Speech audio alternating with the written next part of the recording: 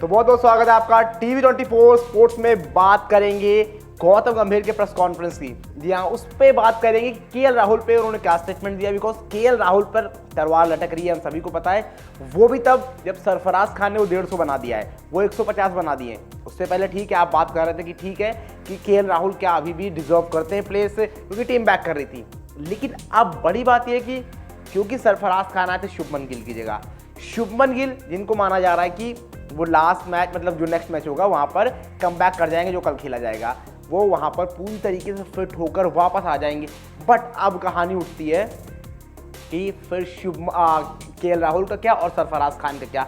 तो उस पर गौतम गंभीर जो प्रेस कॉन्फ्रेंस में आए थे, उन्होंने साफ तौर पर एक एक करके सारी चीजें बता दी हैं कि किस तरह से वो केएल राहुल को देख रहे हैं और क्या केएल राहुल पार्ट होंगे अगले टेस्ट मैच में टीम इंडिया का या फिर नहीं होंगे। इन सारी चीज़ों को आपको एक एक करके बताएंगे, सब कुछ समझाएंगे। तो उससे पहले अगर आपने अभी तक चैनल को सब्सक्राइब नहीं किया है तो जल्दी से कर लीजिए। वीडियो पसंद आए तो लाइक करना बिल्कुल ना भूलें। अब बात करते हैं क्या कह रहे हैं गौतम गंभीर।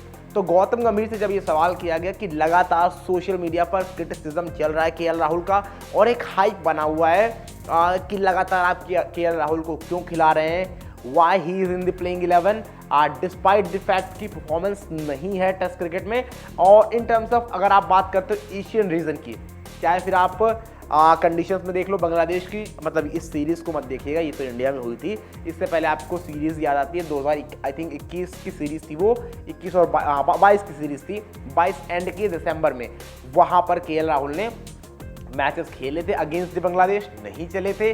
फिर बॉर्डर गावस्कर ट्रॉफी आती है 2023 फरवरी मार्च में, वहां पर भी केएल राहुल की परफॉर्मेंसेस नहीं थी। तो ये सारी की सारी चीजें आपको ये इशारा इस ओर कर रही थी कि केएल राहुल की परफॉर्मेंसेस नहीं है। अगर आप बात करते हो कि स्लोएस्ट कंडीशन में जहां पर बॉल घूम रहा है, बॉल पड़ के अंदर आ रहा है, बाहर निकल रहा है, इस तरह की पिचों पर। But on the other hand जब आप केएल राहुल को देखते हो कि ओवरसीज में क्या किया है, तो बहुत बढ़िया परफॉर्मेंस है उनकी। मतलब बहुत बढ़िया इन द सेंस कहोगे कि आप वहां पर सेंचुरीज लगाई उन्होंने। चाहे फिर आप साउथ अफ्रीका की बात कर लो, इंग्लैंड की बात कर लो, इन सारी कंट्रीज में सेंचुरीज लगाई है केएल राहुल ने। लेकिन एवरेज आप जब देखोगे तो बहुत बढ़िया नजर नहीं आएगा। लेकिन इन सारी चीजों के बावजूद टीम इंडिया को लग रहा था कि केएल राहुल को मौका देना चाहिए, केएल राहुल के पास वो एबिलिटी है। और यही रीजन रहा कि हमने देखा केएल राहुल लगातार खेल रहे थे। लेकिन अब यहां पर न्यूजीलैंड द्वारा सडनली क्या होता है, शुभमन गिल सीरीज से उस फर्स्ट मैच से बाहर होते हैं, आते हैं सरफराज खान। पहले मैच में उनका भी बहुत कुछ बढ़िया नहीं रहता है, 0 बनाते हैं। लेकिन इसके बाद जब उनको पता था कि भाई ये सेकंड मैच है, यहां पर मैंने कुछ नहीं किया ना, तो फिर आप भूल जाओ। बिकॉज बहुत मुश्किल से उनको चांस मिला था और फिर यहां पर उन्होंने 150 लगा दिया, एक डेडी 100 लगा दिया। और ना सिर्फ इस मैच की बात है, आपको वो इंग्लैंड वाली सीरीज याद आएगी, उनकी डेब्यू सीरीज, वहां पर 350 आते हैं उनके। लेकिन यहां पर जब उस 50 को 100 में कन्वर्ट किया, और 100 आपको याद रहते हैं, और जब इतना बड़ा 100 हो, 150 हो, तो आपको उनको बैठाना मुश्किल हो जाएगा। लेकिन अब आप पॉइंट पे आते हैं, बात करते हैं कि आखिर कहा क्या है। साफ तौर पर गौतम गंभीर ने उनके क्रिटिसिज्म पे जब उनसे सवाल ये पूछा गया, तो उन्होंने साफ तौर पर कहा कि हमको कोई मतलब नहीं है कि सोशल मीडिया पर क्या चल रहा है और सोशल मीडिया पर किस तरह का किसी प्लेयर का कितना क्रिटिसिज्म हो रहा है, और ये हमने गौतम गंभीर के साथ देखा भी है। और उन्होंने फिर आगे कहा कि हमें कोई फर्क नहीं पड़ता है कि अब बाहर क्या हो रहा है, प्लेइंग 11 वो डिसाइड नहीं करेंगे। उन्होंने साफ तौर पर कहा सोशल मीडिया या आउटसाइड नॉइज जिसको हम कहते हैं, वो डिसाइड नहीं करेगा कि हमारी प्लेइंग 11 क्या होगी, और ना वो प्लेइंग 11 डिसाइड करेंगे। उन्होंने कहा कि हम देखेंगे कि हमको किसको मौका देना है, कौन कहां पर खेल सकता है, किस तरह से खेल सकता है, उस और कंडीशंस के लिहाज से उसके बाद ही चीज़ों को देखा जाएगा कि प्लेइंग 11 क्या हो सकती है। अब एक अगर इस साफ तौर पर इस बयान को आप सुनोगे तो एक खेमा जो है वो ये समझेगा कि शायद गौतम गंभीर साफ तौर पर डिफेंड करते हुए नजर आ रहे हैं केएल राहुल को, and he will be the part of next test.